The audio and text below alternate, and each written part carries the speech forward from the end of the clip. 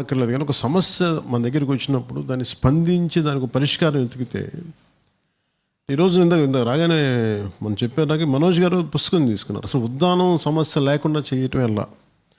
ఉద్దానం సమస్య అనేది ఏంటంటే నీళ్ళల్లో భూగర్భ జలాలు కలుషితం అయిపోయి లేదంటే పై పొరల నుంచి తీసినారు ఇంకా డీపర్ పొరల్లోకి వెళ్ళిపోయి అంటే తాగకూడని నీళ్ళు తాగటం వల్ల కిడ్నీ ప్రాసెస్ చేయలేక అది ఒక కంటిన్యూస్ డిసీజ్ అయిపోయింది, కిడ్నీలు దెబ్బతినే పరిస్థితి.